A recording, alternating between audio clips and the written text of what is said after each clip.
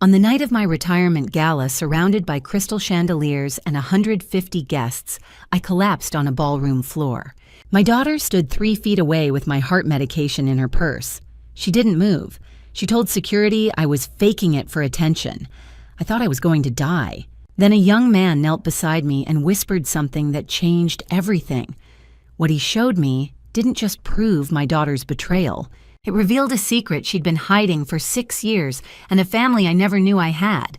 Before we continue, I just want to say thank you for being here with me. If this story resonates with you, take a moment to comment below and let me know where you're watching from. It really helps keep this space active and connected. Also, a gentle note, this story includes dramatized elements created for storytelling and educational purposes. Any resemblance to real people names or situations is purely coincidental, and the content is intended for reflection and learning. The navy gown hung on the back of my bedroom door like a question I wasn't sure how to answer. Retirement. The word felt foreign even after 6 months of planning.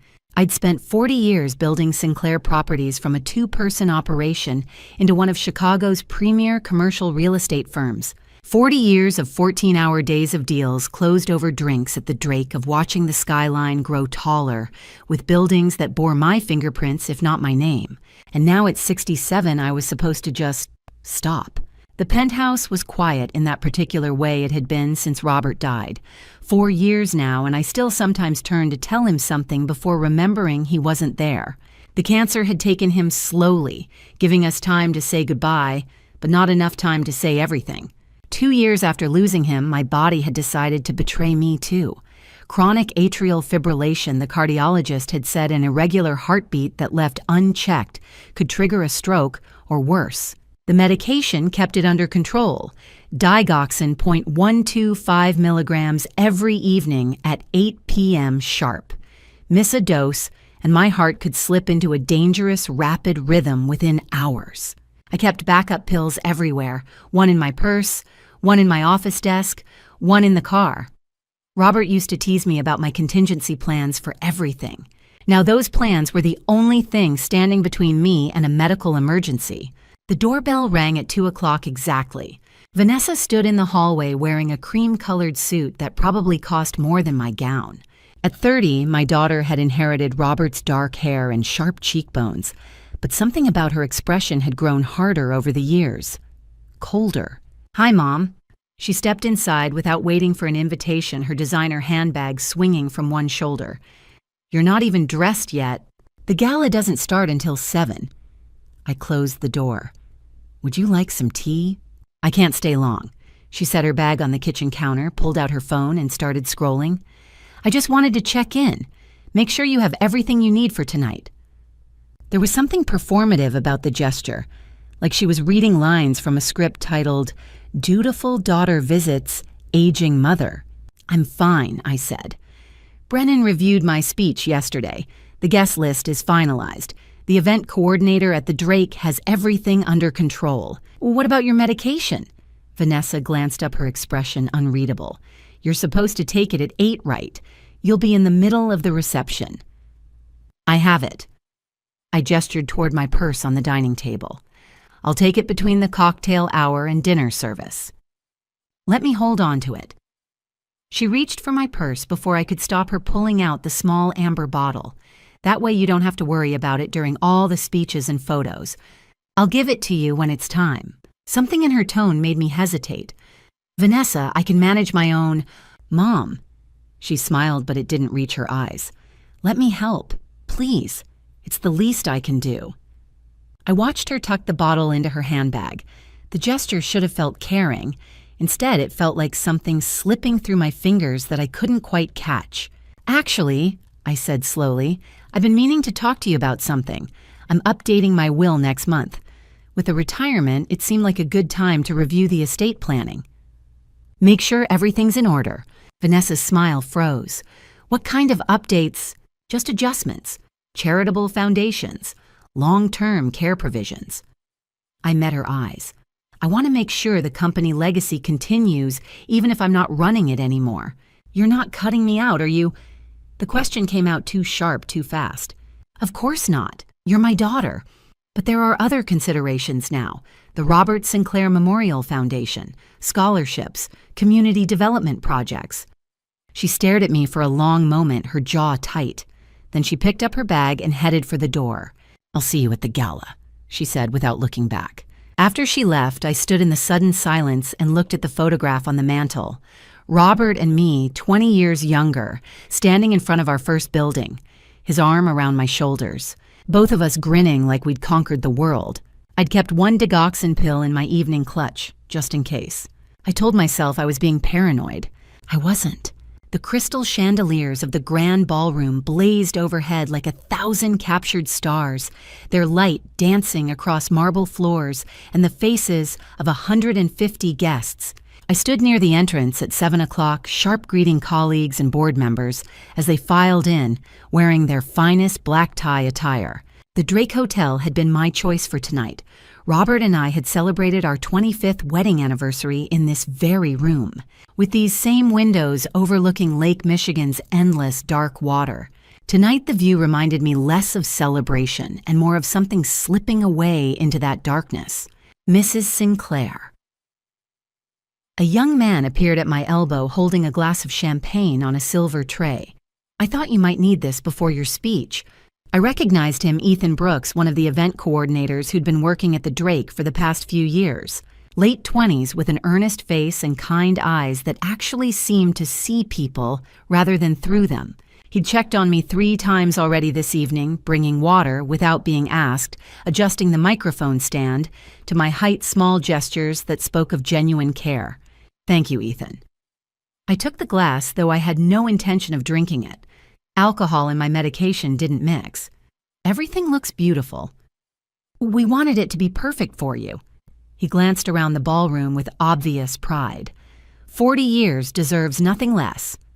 I smiled, but my attention had already drifted across the room to where Vanessa stood near the bar phone, in hand, barely acknowledging the guests who tried to engage her.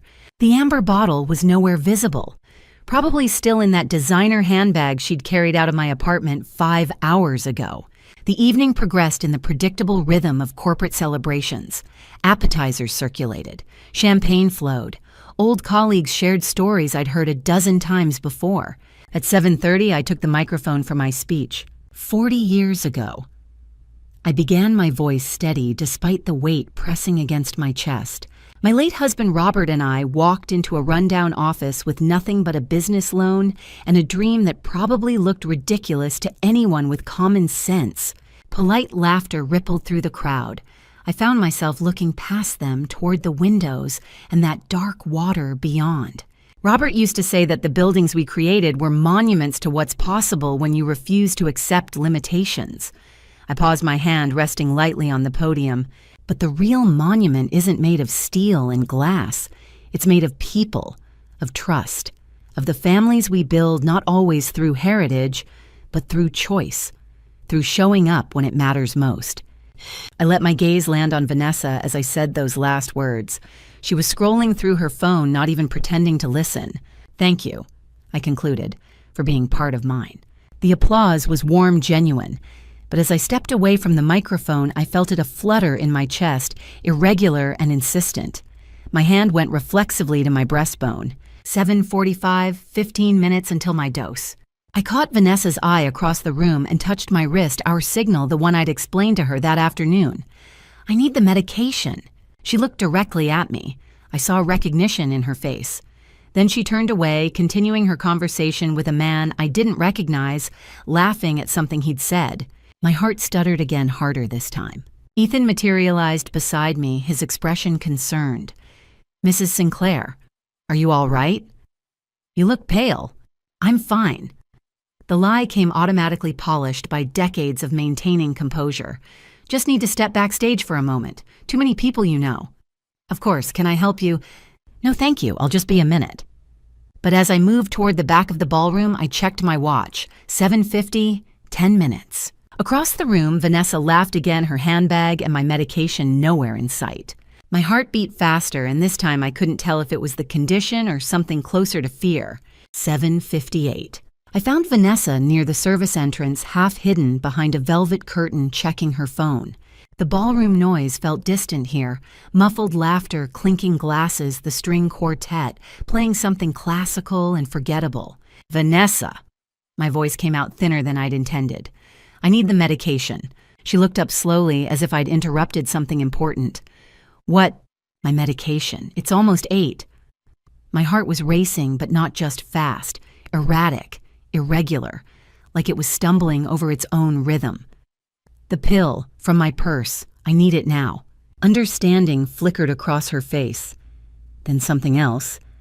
Something that made my stomach drop. You're fine, Mother. She slipped her phone into her bag, the same bag that held my medication. This is exactly what you do. Create crises for attention. I'm not, the room tilted slightly. Vanessa, please. My heart. Your heart is fine. You took your medication this morning, didn't you? She smiled, but it was the smile you'd give a child throwing a tantrum in a grocery store. You just want everyone to stop what they're doing and focus on you, even tonight, even at your own retirement party. I reached for her bag. She jerked it away. Give me the pills. No. The word hung between us like a slap. Someone was watching. I caught movement in my peripheral vision, several someones actually. Staff members frozen mid-task. A board member's wife with a champagne flute halfway to her lips. Ethan Brooks, the young event coordinator, standing near the entrance with his phone out. Vanessa. I tried to keep my voice steady, even as my vision started to blur at the edges. The irregular rhythm in my chest was accelerating each beat, unpredictable, chaotic. I'm not being dramatic. I need that medication. If I don't take it, you'll be fine. She was already turning away. You always are. My knees buckled. I grabbed for the wall, but there was nothing there except air and the sudden terrifying realization that I was falling. The floor came up fast, cold marble against my cheek, the world sideways and wrong. Voices. Hands on my shoulders.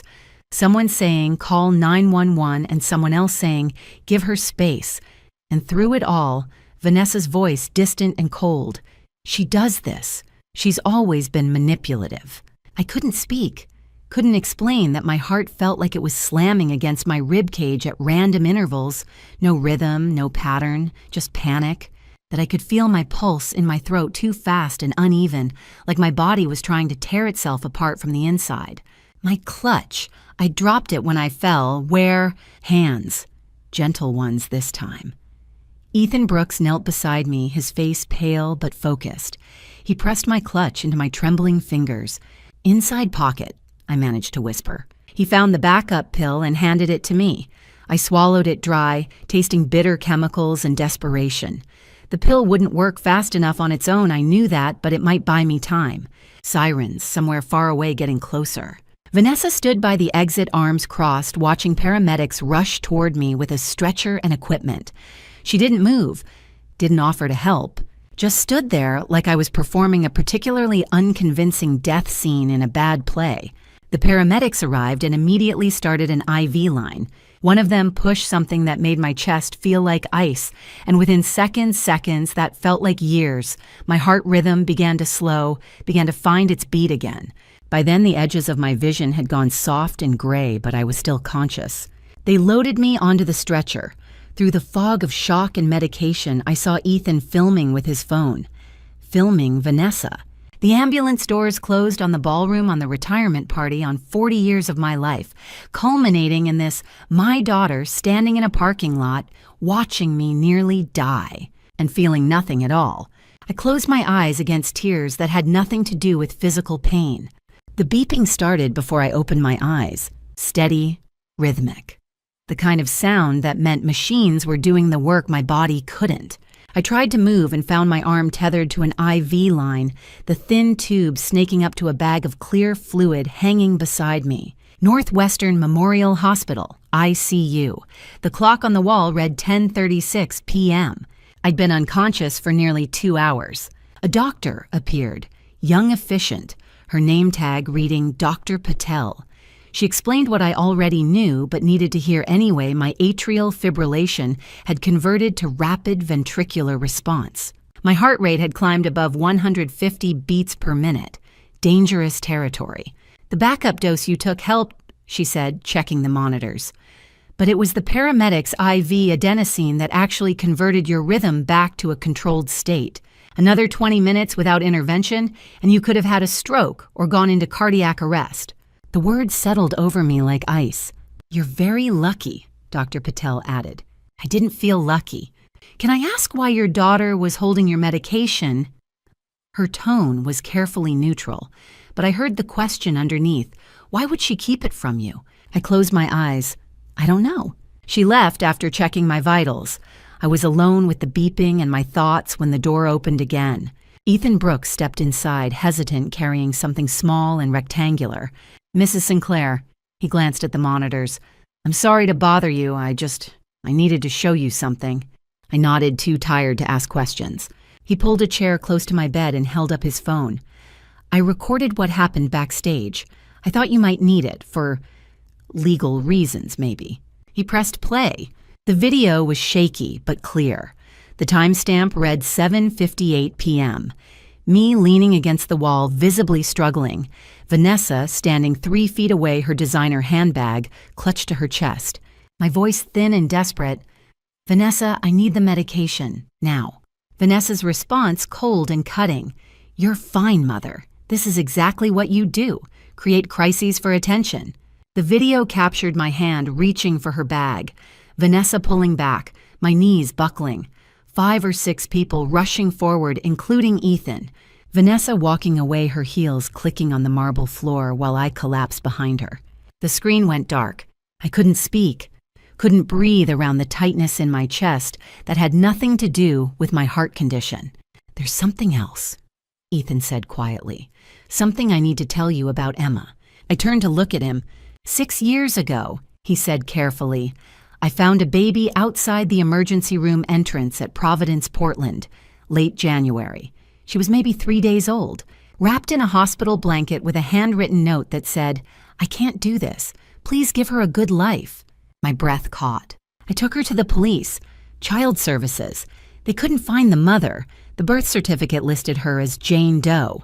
No father. They were going to put her in the system. He looked down at his phone. I couldn't let that happen, so I applied to foster her, and then I adopted her. What does this have to do with... He pulled up a photo. A little girl with dark curly hair and enormous brown eyes holding a stuffed rabbit and grinning at the camera. Tonight, when I saw your daughter up close, when I saw her signature on the incident report, I recognized the handwriting. His voice was steady, but his hands shook.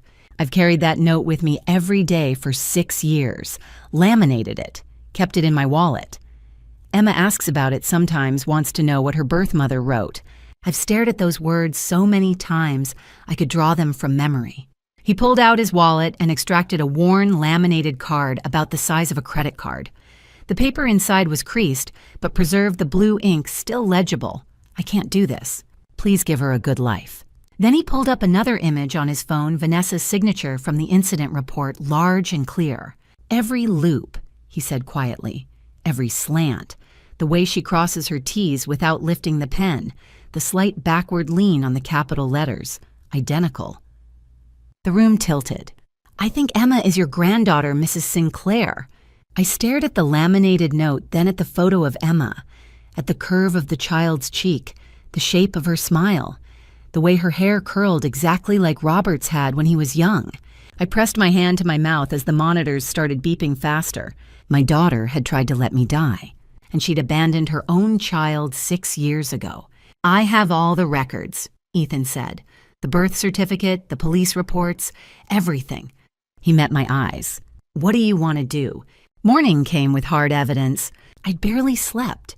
Every time I closed my eyes, I saw Vanessa's face cold and calculating, and Emma's smile bright and innocent, superimposed over each other like a double exposure. Ethan returned at 7 a.m. with a worn manila folder and 2 cups of terrible hospital coffee. I brought everything, he said.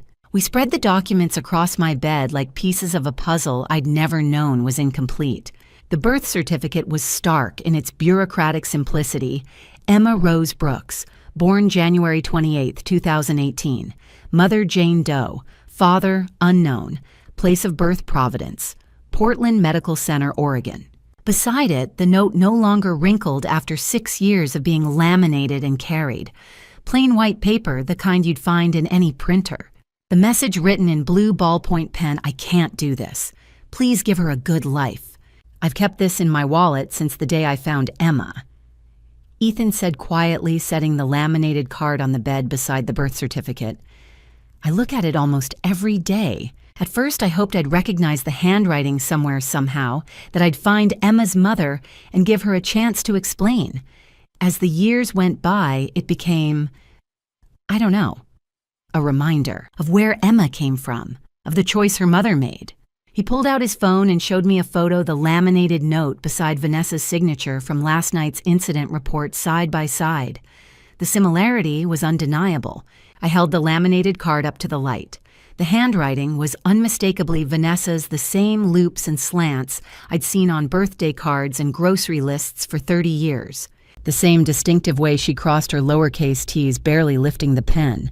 The same slight backward slant on her capital letters. Even the pressure of the pen, heavier on downstrokes, lighter on curves, matched perfectly. Emma was found in the early hours of January 31st, 2018. Ethan said, watching my face. She was exactly 3 days old. Someone had left her right after she was discharged from the hospital. Security footage showed a woman in a hooded jacket, but the angle was wrong. We never got a clear image. I traced the words with my finger through the laminate.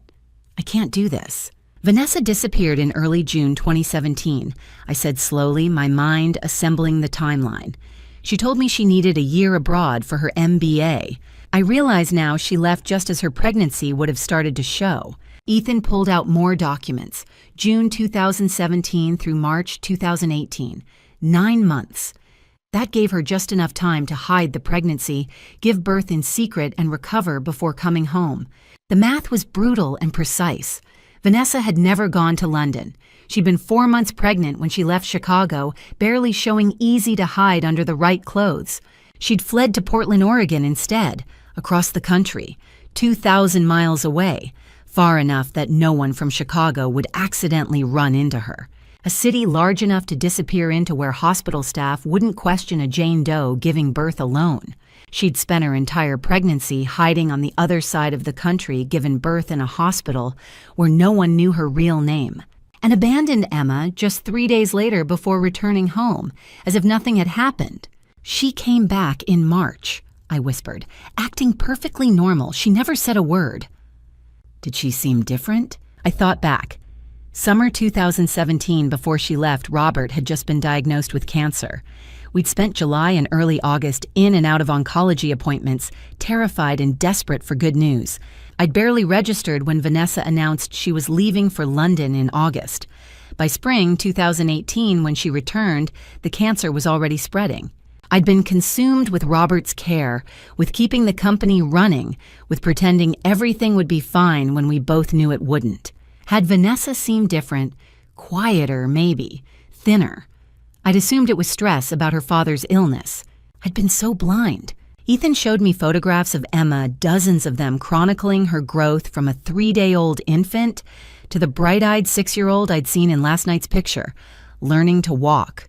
First day of kindergarten, holding up crayon drawings with fierce pride.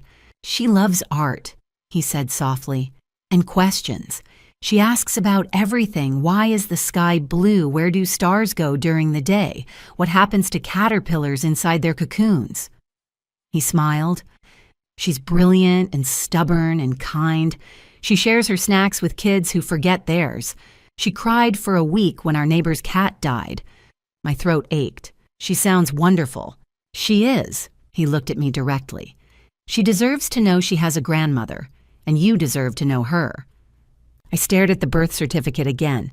Jane Doe, as if Emma had been born from nothing, as if she didn't have a family, a history, a grandmother who would have loved her from the first moment if only she'd known. "What do we do now?" I asked. Ethan closed the folder. "First, we need to verify the biological connection, a DNA test. And if it confirms, when it confirms," he corrected gently, "then we decide together, you, me, and a lawyer, because Vanessa doesn't get to erase Emma. Not anymore." I looked at the photo of Emma holding her stuffed rabbit, her whole face alight with joy. My granddaughter. I want to meet her, I said. As soon as possible, after we handle the legal situation with Vanessa. Ethan's jaw tightened. After we make sure she can never hurt you or Emma again. I nodded. Then let's finish this. 16 hours after I'd collapsed on that backstage floor, Vanessa walked into my hospital room. No flowers, no apology, just her phone in one hand and a leather portfolio under her arm. The board is asking about succession timelines. She said, not even looking at me. We need to discuss next steps. I stared at her, too stunned to speak. The monitors beside my bed beeped steadily while my daughter, who'd watched me fight for breath, talked about quarterly plans as if nothing had happened. You're serious, I finally managed. She glanced at me, irritated. You're fine now, aren't you? Everything worked out. Can we focus on what matters? That's when I understood. She genuinely believed I'd manufactured a crisis for attention, and she'd been right to ignore it. Sit down, Vanessa. Something in my voice made her pause. I reached for my phone, found the video Ethan had sent me. What are you... Sit down. She sat jaw tight. I pressed play and turned the screen toward her. I watched her face as she watched herself, saw the moment she recognized her own voice. You're being dramatic. This is theater. Saw her expression shift as the video showed me reaching for the wall, my knees giving way. Saw something flicker, fear, shame when she appeared on screen standing motionless while others rushed to help. When it ended, silence stretched between us. I panicked. She said, finally defensive. I thought you were exaggerating. You've done it before. I collapsed in front of 150 people. My voice stayed calm. You had my medication. You refused to give it to me. You told everyone I was faking. That's not your twisting. There's video evidence. You watched me fall and did nothing. Her face flushed with anger. You want to talk about what I've done. What about you? You spent my entire childhood married to that company. Never at my school plays, never interested in what I cared about. Always the business, always Dad's legacy, never me. So forgive me if I'm not perfect when my manipulative mother stages another scene. The words struck deep. She was right about some of it. I hadn't been perfect. I'd missed things, prioritized work when maybe I shouldn't have. Maybe Vanessa had gotten lost while Robert and I built our empire. But then I thought of Emma, 3 days old, left in the cold. I know about the baby, I said quietly. Vanessa went sheet white. What? Emma, your daughter, my granddaughter, the child you abandoned in Portland in February 2018. You have no proof. I have her birth certificate, the note you left. The handwriting matches documents you signed at my gala. I kept my voice steady. I know everything, Vanessa. She exploded, standing, shouting denials and threats overlapping. This isn't your business. You're trying to control me like always. You have no right. I pressed the call button. The nurse who appeared wasn't alone. A woman in a dark suit followed mid-40s sharp eyes ID badge at her belt. Mrs. Sinclair. The woman's voice carried authority. I'm Detective Maria Santos, Chicago Police Department, Elder Abuse Unit. The hospital social worker contacted us this morning. Vanessa's rage shifted to panic. This is ridiculous. I'm calling my lawyer. You're welcome to, Detective Santos said evenly. But first, I need to ask you about the Drake Hotel last night. Vanessa looked between us, control cracking. You set me up. I trusted you with my life, I said softly. You chose to let me suffer. She headed for the door, but Santos blocked her path. Ms. Sinclair, the detective said tone, making it clear this wasn't optional. I need you to come with me, now. Vanessa shot me one last look, hatred mixed with fear. You'll regret this, Mother, all of it. Then she was gone, Santos guiding her out. I sat alone in the sudden quiet, staring at the empty doorway. I should have felt victorious. Instead, I felt hollow. My daughter, gone. 2 days after the confrontation, I met with David Brennan in his office overlooking Michigan Avenue. The DNA results had come back that morning. I'd stared at the numbers until they blurred 99.97% probability that I was Emma's biological grandmother. The paper made it official, but I'd known the truth the moment I'd seen her photograph. She had Robert's eyes, my mother's smile, the Sinclair jaw that showed up in every generation. She was ours, and Vanessa had thrown her away. Brennan laid out the legal strategy like a battlefield commander planning an assault. We file for emergency custody based on abandonment. Vanessa relinquished parental rights when she left Emma at that hospital 6 years ago, even if she didn't do it officially. We'll also petition for a restraining order. She's demonstrated she's a danger to you. What about the gala? I asked. What she did to me? That's trickier. He pulled out a legal pad covered in notes. Illinois law defines elder abuse as knowingly causing or permitting harm to someone 60 or older. The video Ethan recorded is damning, but Vanessa's attorney will argue she believed you were exaggerating your symptoms, that you had a backup dose, that she didn't intend serious harm. My hands curled into fists. She watched me collapse. I know, and that's why Detective Santos is building a separate case. He glanced at his phone. Actually, she wants to talk to you. She called while you were on your way here. 5 minutes later, Santos was on speakerphone. Mrs. Sinclair, we've been digging into your daughter's finances. Papers rustled in the background. She's in trouble. Deep trouble. I exchanged a glance with Brennan. What kind of trouble? Gambling? High-stakes poker games mostly? Some casino credit lines that went unpaid. She owes money to people who don't file lawsuits. When you don't pay, they file teeth. Santos paused. We pulled your bank records with the warrant you authorized. Vanessa's been making transfers from your accounts for the past 6 months, starting in April, right around when you announced your retirement timeline. Small enough to avoid automatic flags, but they add up. My stomach dropped. How much? $750,000. The room spun. I gripped the edge of Brennan's desk. How did I not see this? I whispered. Santos's voice was gentle. You gave Vanessa limited access to help with your retirement transition.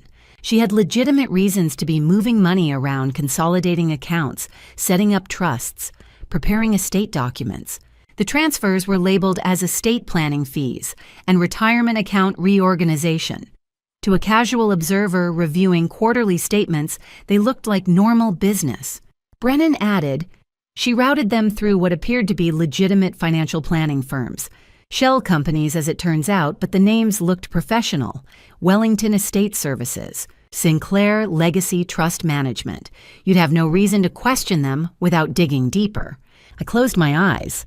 Of course, I'd been so consumed with the company handover with speeches and board meetings and 40 years of legacy to package into talking points. I'd reviewed my quarterly statements in May and August, seen line items that looked like exactly what they were supposed to be retirement preparation, and moved on. She waited until you were vulnerable, Santos said, distracted, trusting her to help. The transactions were authorized with a power of attorney, Santos continued. The same POA she tried to get you to sign at the gala, except this one is dated 3 months ago and the signature is yours, or close enough to pass a casual inspection. I never signed that, I said. We know. We had a forensic document examiner compare it to your actual signature. It's a forgery. A good one, but a forgery. Brennan leaned forward.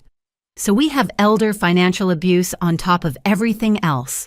Yes, and that's a Class 1 felony in Illinois when the amount exceeds $100,000. We can prove intent means an opportunity. She had access to your accounts through the retirement planning. She knew your signature well enough to fake it, and she had motive $750,000 in gambling debts. I thought about all those years building Sinclair properties, all those deals, closed buildings, developed risks taken, and my own daughter had been stealing from me while pretending to help prepare for my retirement. There's more, Santos said. The forged POA wasn't just for transferring money. It gave her medical decision-making authority.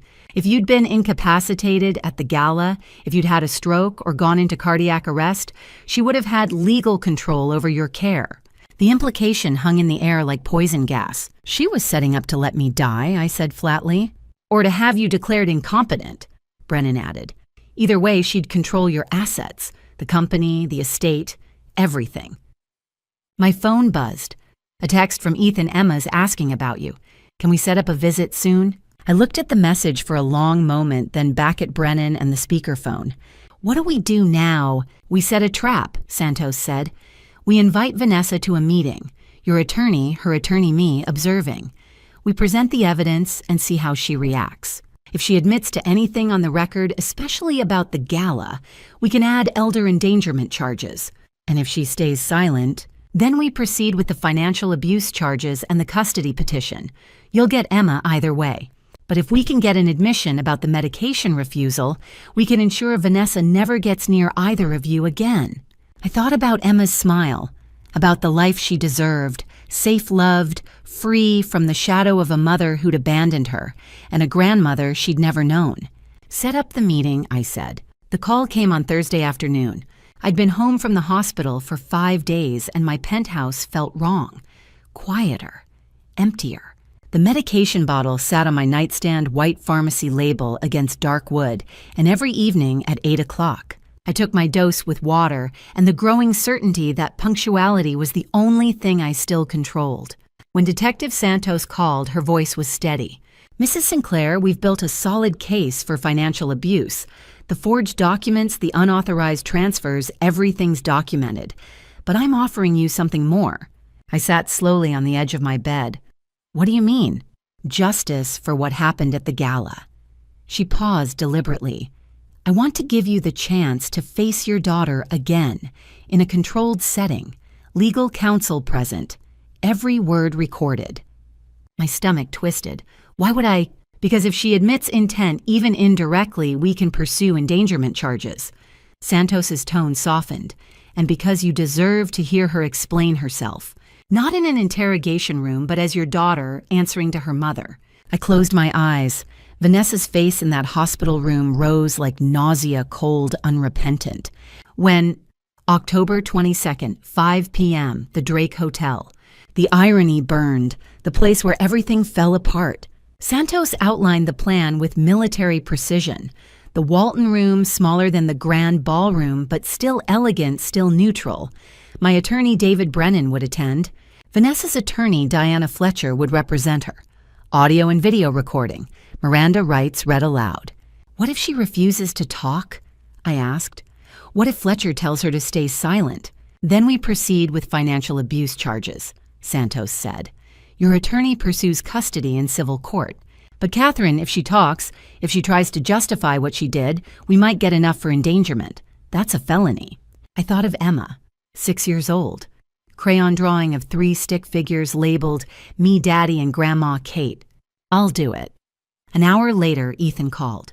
Santos had contacted him as a potential witness. I want to be there, he said immediately. Not just to testify, to support you. Tears came unexpectedly. Ethan, you've done so much already. Emma's grandmother shouldn't face this alone. I swallowed hard. Then Emma's father shouldn't leave her side for something like this. Stay with her, please. He hesitated, then agreed. Call me the second it's over. I will. The next 2 days blurred. I reviewed evidence until I could recite every transaction, every forged signature, every second of that video. I practiced composure in the bathroom mirror. I wrote talking points on legal pads, tore them up, started over. October 22nd arrived. I dressed in my charcoal suit, the one I'd worn to Robert's funeral. Armor. I drove myself to the Drake. The valet looked at me strangely, probably remembering the ambulance 10 days ago, but I handed him my keys and walked through the lobby where I'd been carried out on a stretcher. At 4:55, I entered the Walton room. Vanessa sat at the conference table, Diana Fletcher beside her in a burgundy blazer and pearls. My daughter stared at her folded hands. She didn't look up. I took the seat directly across from her. Brennan sat to my right. Detective Santos positioned herself at the head of the table, a small recording device centered in front of her. Santos pressed a button. A red light blinked on. This meeting is being recorded. She began formal and clear. Miss Vanessa Sinclair, you are present as a suspect in an ongoing criminal investigation. You have the right to remain silent. Anything you say can and will be used against you in a court of law. You have the right to an attorney. Vanessa's eyes lifted. For one suspended moment, they met mine. And I saw nothing there at all. If you're still here with me, what do you think happens next? Leave your prediction in the comments before we step into the final confrontation. A quick note before we continue: the next part includes dramatized elements for storytelling and educational purposes. Some details may be fictionalized, and if you'd rather not continue, you're free to stop here. 45 minutes in, and the Walton room felt like a freezer. Brennan had presented everything with surgical precision. The video from the gala, Vanessa turning away, my hand outstretched my collapse. The financial records, $75,000 transferred in careful increments over 6 months. The forged power of attorney documents, signatures analyzed by a forensic expert who'd testified that the handwriting didn't match mine at any measurable point. Vanessa sat across from me, spine-straight face rigid as a mask. She hadn't blinked in minutes. Detective Santos leaned forward. "Miss Sinclair," she said quietly, "why did you refuse to give your mother her heart medication?" Vanessa's answer came too quickly, too polished. I believed my mother was exaggerating to get attention. She has a history of... I couldn't stay silent, not anymore. A history of what Vanessa... My voice cracked. A history of loving you, of building a company I hoped you'd inherit someday. Her eyes finally met mine. The hatred there was so pure it took my breath away. "You love that company more than me." Her voice was ice. "More than Dad. More than anyone." The room went still. Fletcher touched her client's arm in warning, but Vanessa shook her off. "You want the truth." Vanessa leaned forward. "I was drowning. Gambling debts you knew nothing about because you were too busy with quarterly reports to notice I existed. I needed that money. I deserved it after spending 30 years invisible to you. So you forged my signature." Brennan's voice was clinical. He slid another document across the table. "This power of attorney, dated 3 weeks before the gala. Your plan was to incapacitate your mother, have her declared incompetent, and take control of her assets." Vanessa's jaw tightened. "She was going to cut me out. I saw the estate planning documents on her desk. After everything I did, everything I sacrificed, she was going to leave it all to some foundation named after him." The words hit like a slap. "You think you built Sinclair Properties?" I asked softly. "Vanessa, you left the company when you were 24. You've worked there part-time for 6 years total." "I was there." She slammed her palm on the table. "I sat through dinners where you talked about zoning laws instead of my life. I watched Dad waste away while you closed deals. I earned that inheritance by surviving you as a mother." Fletcher stood abruptly. "My client will not answer any further questions." But Vanessa was already on her feet chair, scraping violently backward. She stared down at me, chest heaving. "You want to know about the baby?" The words came out venomous. "Fine. I got rid of it because it was a mistake, just like I was to you." The room tilted. Before I could speak, before I could breathe, Vanessa turned and walked out, Fletcher hurrying after her in a blur of burgundy and pearls. The door slammed. Santos exhaled slowly. "That's enough for endangerment charges. Premeditated intent to cause serious harm to an elder. It's on tape." Brennan gathered his files. "I'll start the emergency custody paperwork tonight." They left together, murmuring about court dates and arraignment schedules. And then I was alone. The Walton room felt enormous. I should have felt victorious. Justice served evidence secured legal wheels in motion. But all I felt was a grief so vast it had no edges. My daughter had just called her own child, my granddaughter, garbage she'd discarded. I pulled out my phone with shaking hands. Emma's face filled the screen, that crayon drawing clutched in her small fists. Me, Daddy, and Grandma Kate. She deserved so much better than Vanessa. Maybe better than me, too. But I'd spend whatever time I had left trying to be worthy of her. The call came at 8:30 the next morning. I'd been awake since 5, watching the sky over Lake Michigan shift from black to gray to pale gold. Sleep felt impossible. Every time I closed my eyes, I heard Vanessa's voice. I got rid of it because it was a mistake. Detective Santos didn't waste time on pleasantries. Mrs. Sinclair, Vanessa's attorney, reached out overnight. They want to negotiate a plea agreement. Are you willing to hear the terms? I sat down slowly on the edge of my bed. I'm listening. She'll plead guilty to elder financial abuse. In exchange, the state's attorney will drop the endangerment charge.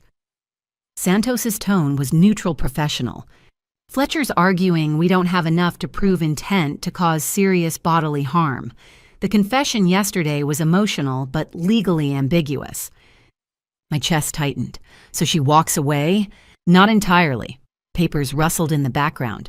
3 years suspended sentence, 5 years probation, full restitution of $750,000, and mandatory mental health counseling. She'll have a felony conviction on her record. $750,000. The number still felt unreal, like something from a corporate fraud case, not a family betrayal. That's it? My voice came out sharper than I'd intended. There's one more condition. Santos paused. She has to voluntarily relinquish all parental rights to Emma. No contest to your kinship care petition with Ethan Brooks. Complete termination. The room went very quiet. She knows if we fight this in family court, Emma gets dragged into testimony. Santos continued. Media coverage, trauma. Fletcher advised her to cut her losses here. Vanessa signed the preliminary paperwork an hour ago. I thought of Emma's face in that photo, 6 years old, bright-eyed, drawing pictures of a family she'd never known she had. What's Emma's legal status? I asked. If I agree to this, Brennan's voice joined the call he'd been conferenced in. Ethan retains primary guardianship. He's been her father for 6 years. No court will disrupt that. You'll be granted kinship careship with supervised visitation for the first 6 months. After that, if all goes well, full joint custody. Supervised by whom? A court-appointed social worker. Standard procedure when establishing new parental relationships. Brennan's tone softened. Catherine, this is the fastest path to being part of Emma's life. If we go to trial, we're looking at a year minimum before custody is resolved. I stood and walked to the window. Chicago stretched out below me, the skyline I'd watched grow and change for 40 years. The city Robert and I had built our life in. The city where Vanessa had grown up somewhere along the way, becoming someone I no longer recognized. She doesn't deserve leniency, I said quietly. No, Santos agreed. She doesn't, but Emma deserves peace. I closed my eyes. How will she pay back $750,000? The court will set up a payment plan, probably 36 months. She'll have to liquidate assets, her car, jewelry, anything of value. The rest will come from garnished wages. If she fails to pay, the suspended sentence gets activated and she goes to prison. 36 months, 3 years of monthly payments, a constant reminder of what she'd done. When's the sentencing? October 28th. Courtroom formality. At that point, the judge will accept the plea and impose terms. There's also a restraining order. 500 feet minimum distance from you and Emma. Violation means immediate incarceration. 500 feet. Vanessa couldn't come near us even if she wanted to. Maybe especially if she wanted to. I agree to the terms, I said. Brennan exhaled. I'll file the acceptance this afternoon. Santos added, For what it's worth, Mrs. Sinclair, you're doing the right thing. After they hung up, I stood at that window for a long time. Justice felt hollow. I'd lost my daughter not to prison bars, but to something darker. Some bitterness that had consumed her from the inside until there was nothing left but cruelty and resentment. $750,000 stolen. A child abandoned. A mother left to die on a ballroom floor. I'd never understand why. Maybe I wasn't supposed to. Maybe understanding didn't matter anymore. What mattered was Emma. I picked up my phone and called Ethan. He answered on the second ring. Catherine. When can I meet her? Ethan pauses. After the sentencing. Let's wait until everything's settled. Emma doesn't need to be caught up in court stress. How about the day after October 29th? Catherine's voice steadies. October 29th. I'll be ready. The Cook County Courthouse smelled like marble and old wood. I'd been through security twice, metal detector bags searched the works. My victim impact statement sat folded in my purse. The edges softened from being opened and reread a dozen times over the past 5 days. I'd written it at 3 a.m. when sleep refused to come. Now standing outside courtroom 506, I wasn't sure I had the strength to read it aloud. Brennan touched my elbow gently. You don't have to do this. Yes, I said quietly, I do. Inside the courtroom was smaller than I'd expected. Wood-paneled walls, fluorescent lighting, rows of benches, half filled with attorneys and observers. Vanessa sat at the defense table in a navy dress, her posture rigid. Diana Fletcher whispered something to her. My daughter didn't turn around. The bailiff called the court to order.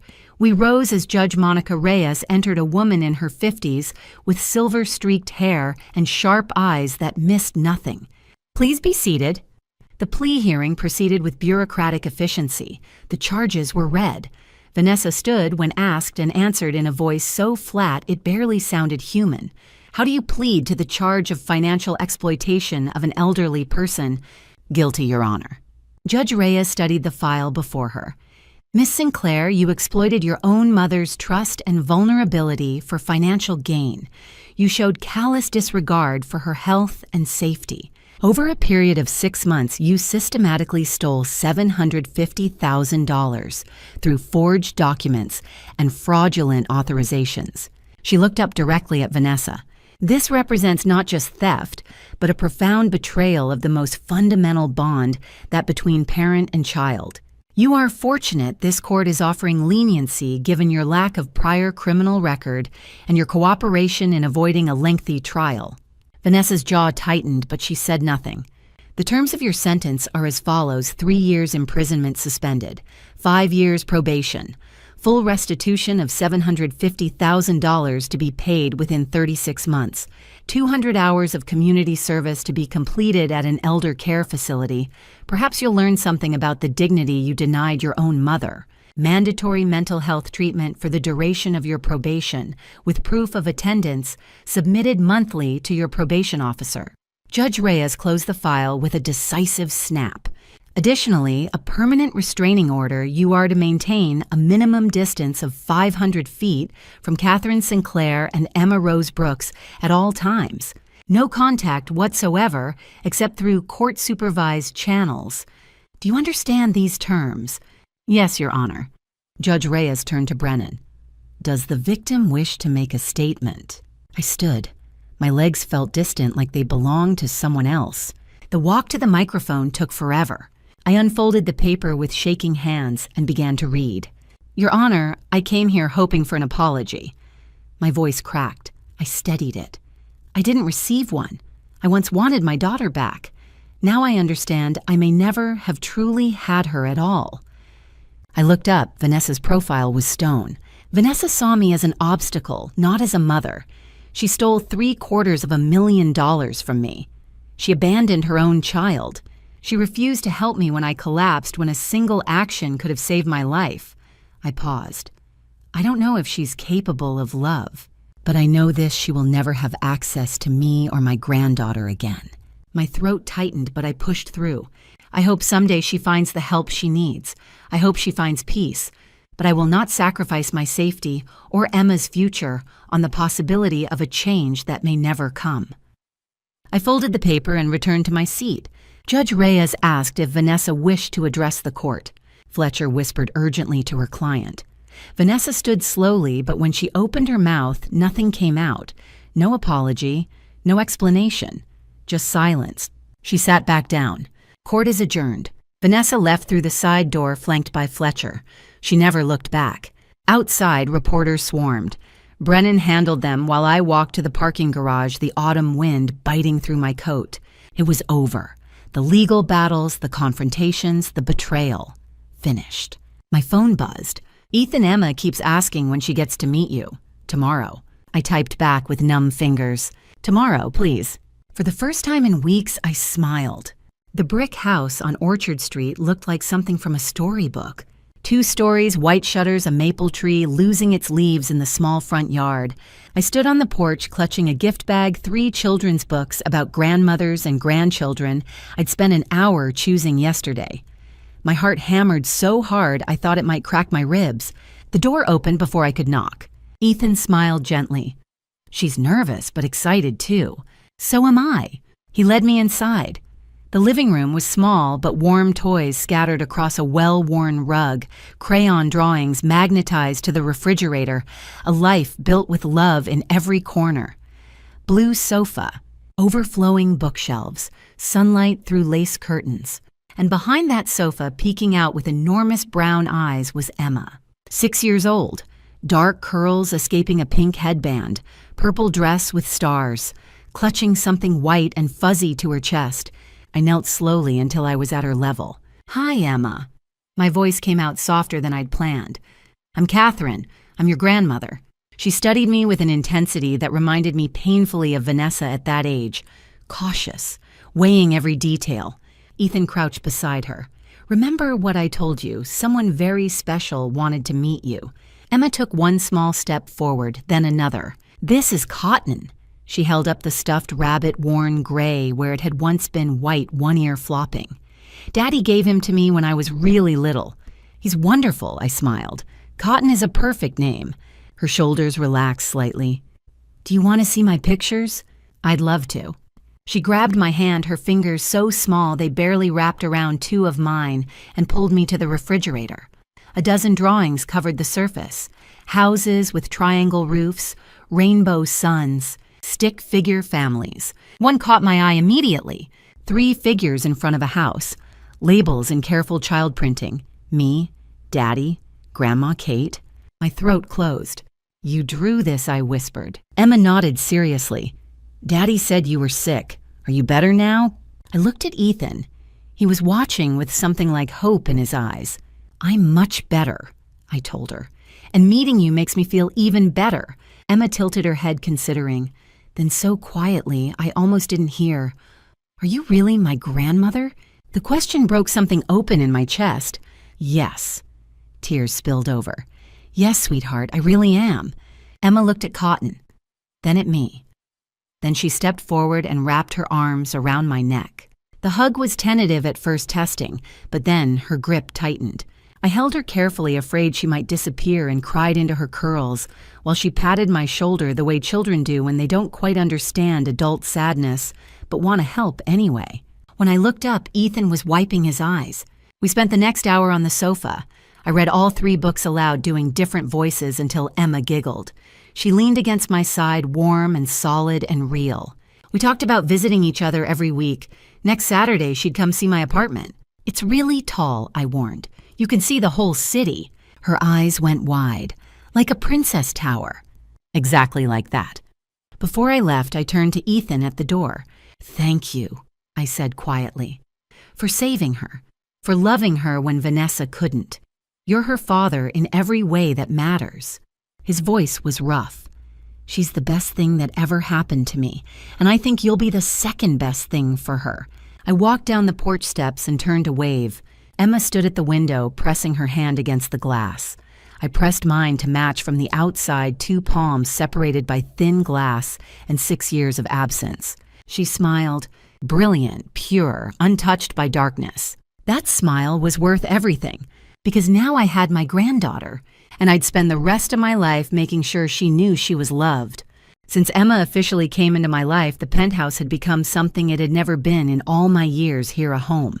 On this Saturday morning in late April, I woke not to an alarm but to the soft patter of small feet on hardwood. Emma appeared in my bedroom doorway, her dark curls wild from sleep, clutching the stuffed rabbit. "Grandma Kate, can we make pancakes?" I smiled. 6 months ago, I'd been alone in a hospital bed facing the ruins of my life. Today I was Grandma Kate, and a 7-year-old girl was asking me to make pancakes. "Give me 5 minutes to take my medicine," I said. She padded over and climbed onto the bed beside me, watching with solemn attention as I took my morning pills, including the digoxin I took every evening at 8 p.m., which kept my heart in rhythm. She knew the routine now. She'd learned it the way children learn everything, by watching, by asking questions, by caring. In the kitchen, Emma dragged a stool to the counter and helped me measure flour and crack eggs. She chattered about school, about her friend Lily, about a boy named Marcus, who'd pulled her hair at recess. "What did you do it?" I asked. I told the teacher.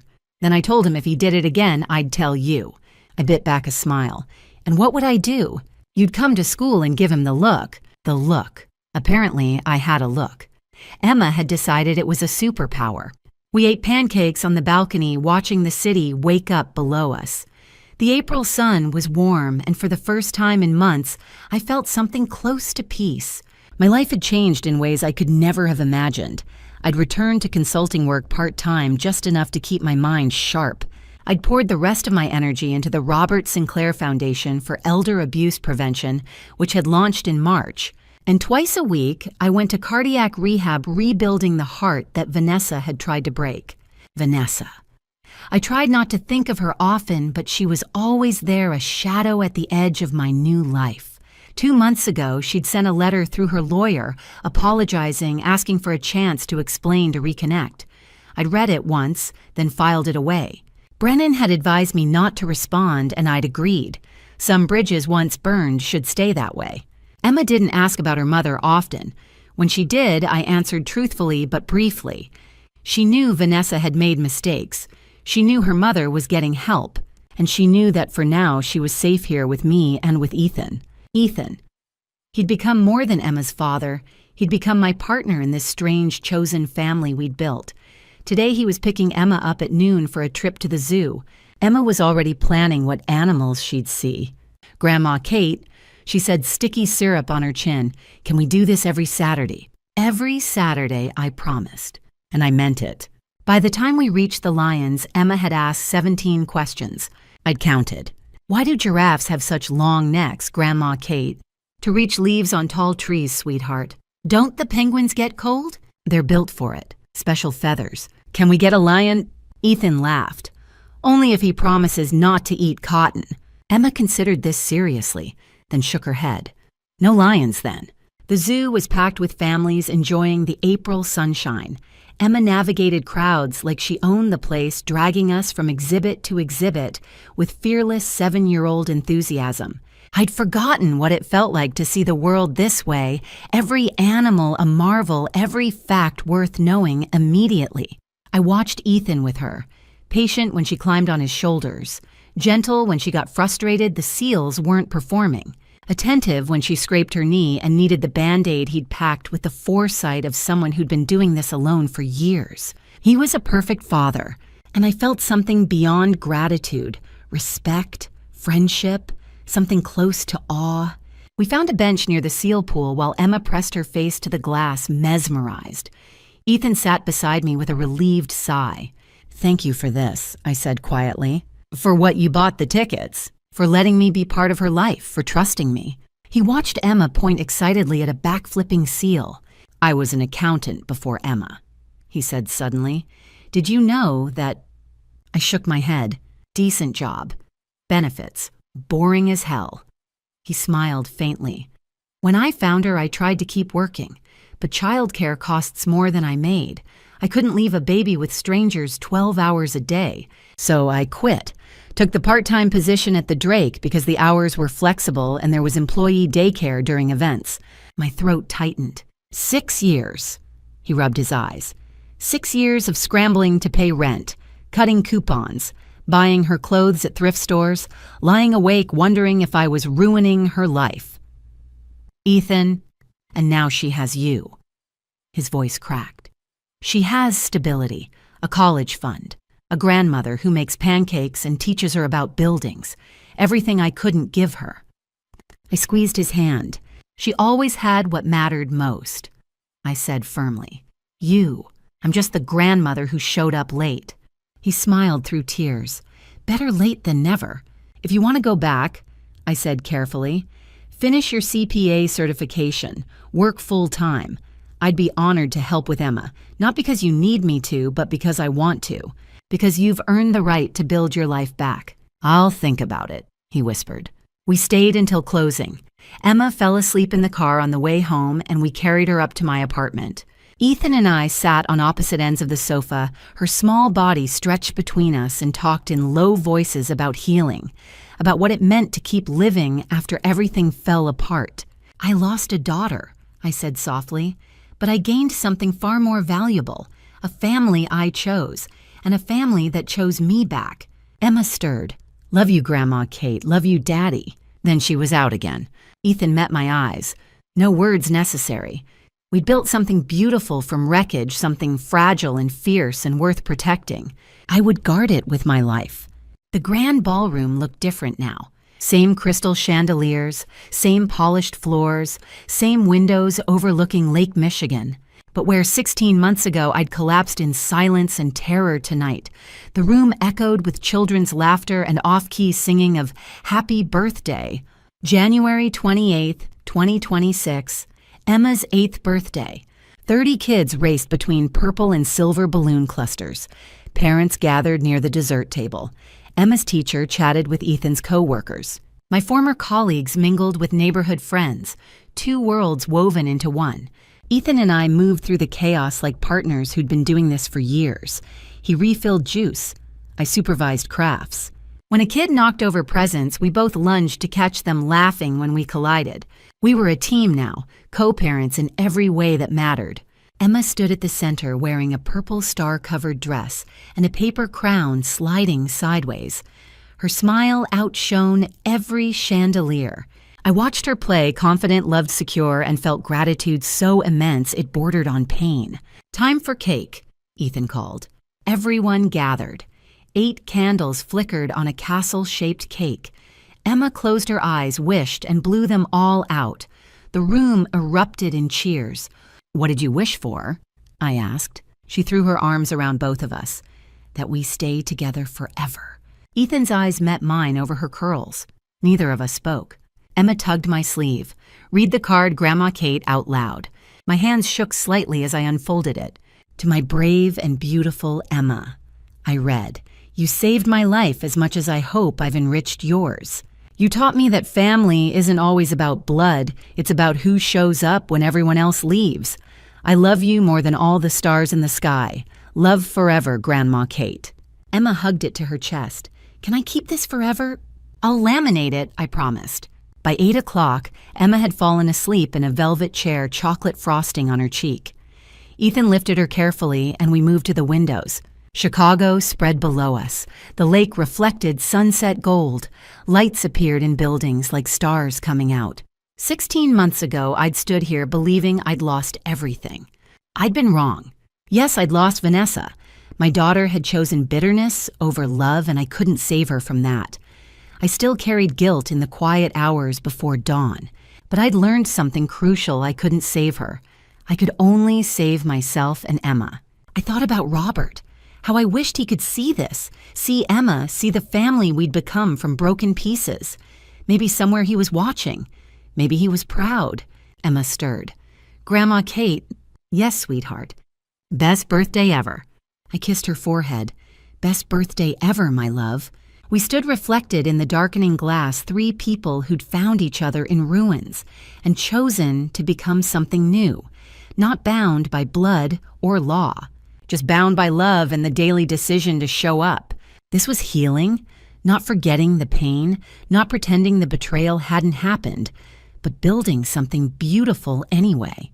I'd lost a daughter, but I'd found a family, and I would choose them 1,000 times again. If you're watching this story unfold, you might be living through your own family drama stories right now. Maybe you see yourself in me, a mother who prioritized her career over connection, who built empires but lost her daughter along the way. Don't be like me. Don't wait until you're lying on a ballroom floor gasping for breath to realize what truly matters. I learned 3 painful lessons from my journey through these family drama stories. First, success means nothing if you have no one to share it with. I spent 40 years building Sinclair properties, but the only legacy that matters now is the love I give Emma.